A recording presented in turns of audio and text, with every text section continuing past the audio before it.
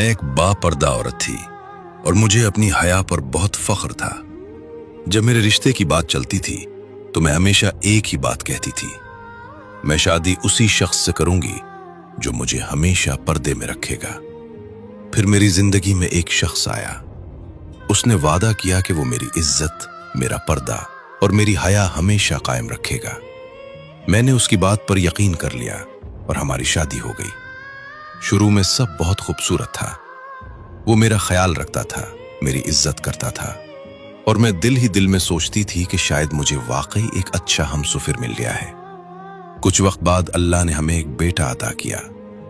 एक दिन मेरे शौहर ने मुझसे कहा, मैं सारा दिन खेतों में मेहनत करता हूं, फिर खाना खाने घर आता हूं तो काफी वक्त जाया हो जाता है, तुम खाना खेतों में पहुंचा दिया करो।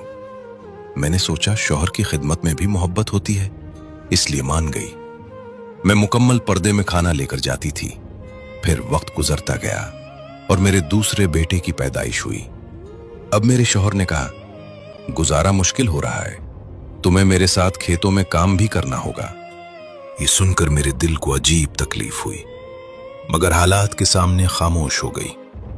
अब मेरा मुकम्मल पर्दा आहिस्ता आहिस्ता नीम पर्दे में बदलने लगा। फिर मेरा तीसरा बेटा हुआ और उसके बाद तो जैसे मेरी जिंदगी बदल गई। मेरा शौहर आहिस्ता आहिस्ता मुझे इस मकाम तक ले आया जहां मेरा पर्दा तकरीबन खत्म हो चुका था। वो हया जिस पर मुझे नाज था कहीं पीछे रह गई थी। वक्त गुजरता गया, मेरे बच्चे जवान हो गए। एक दिन मेरा शौहर बैठा हंस रहा था। मैंने पूछा, क्यों हंस रहे हो? वो तंजिया अंदाज में बोला, तुम तो पर्दे पर जान देती थी, आखिर मिला क्या? देखो ना, पर्दा हो या बेपर्दगी, जिंदगी तो वैसे ही चलती रही। उसकी बात मेरे दिल में तीर की तरह लगी, मगर मैं खामोश रही। फिर मैंने कहा, आज मैं तुम्हें पर्दे और बेपर्दगी का फर्क दिखाती हूं। तुम बस साथ वाले कमरे में छुप जाओ। वो कमरे में चला गया। मैंने अपने बाल बिखेरे, कपड़े उलट पुलट किए और रोना शुरू कर दिया। सबसे पहले मेरा बड़ा बेटा आया। अम्मी, क्या हुआ? मैंने रोते हुए कहा, तुम्हारे अब्बू ने मुझे मारा है। वो चंद लम्हे खामोश रहा, फिर मेरे पास बैठकर बोला, अगर अब्बू से गलती हो गई तो आप सब्र करें। अम्मी, वो आपसे मोहब्बत भी तो करते हैं। वो मुझे चुप करा के चला गया। फिर मैंने दोबारा रोना शुरू कर दिया। अब मेरा दूसरा बेटा आया। मैंने उसे भी वही बात बताई। वो गुस्से में आ गया और बोला, अब्बू को ऐसा नहीं करना चाहिए था। वो अपने बाप को बुरा भला कहने लगा। फिर मुझे चुप करा के चला गया।